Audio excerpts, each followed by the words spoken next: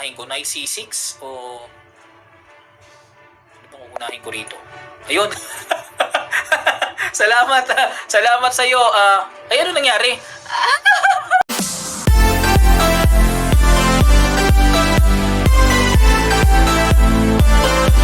Sige po, ano ba hindi po nagagawa ka? D4, Happy Birds, Birds. Sabi ni Mrs. Birds daw. B3. O sige, Birds opening. Meron din namang mga players na tumitira ng Birds opening. Ano yan, na-sound din yan ha. Yung B3. Marami ding gumagawa niyan. Pero dapat may mga transposition ka na opening. The game will auto-abort in 44 seconds. Baka hindi ayun, tumira na. Sige. Ang idea ng Birds opening dapat maka F4 eh. Yan, kinokontrol dyan yung E5 eh. E5, Knight F3, ayun, makontrol yung, yun ang idea dyan eh. Kontrolin ang E5 square. E3, then Bishop B5.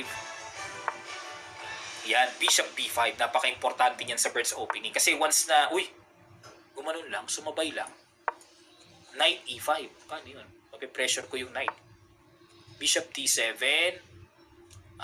Wag. Capturing ko na lang to. Capturing ko na lang yan. Importante raw sa Birds yung Knight nasa E5 eh. Yan, tingnan natin kung yan, D3 lang. Grabe, pag malabo mata ng kalaban ni Sir Emerson, matatampis ang agad ng tore ah. Yun, may kahalili. King H1, Rook G1, G4, G5. Ano nga bang ginagawa dito? Nakalimutan ko na to ah. Tagal na kasi nito eh. Ano to eh, naging repertoire namin ng player ko ito eh. Malakas yun sa sa Birds.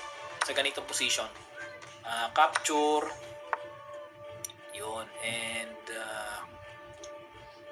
ano nga ba ito? Rook F3, Rook G3. Rook G3. Basta ang focus niyan lagi dito sa king side eh. Queen H5.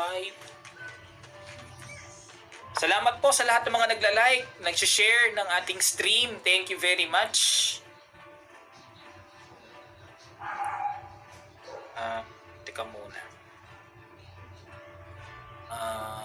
Ano bang uunahin ko? Knight C6 o ano bang uunahin ko rito? Ayun. Salamat. Salamat sa iyo. Ay ano nangyari? Ano ba nangyari? Ay, kala ko 2+1. Ay, sorry po Kala ko 2+1. Flag down ako. Salamat Sir Emerson Thank you Akala ko 2+1. Napasarap ako. Ano pala ako? 1 minute lang pala ang time. 1 minute. Bulit lang ba yun? Ay, 1 minute nga. Kasi sunod-sunod 2+1. Oo, bulit. Hindi na nakita ni Coach. Malabo na mata. Ayun. Actually, winning na itong position na ito eh. Ayun, pero thank you very much Sir Emerson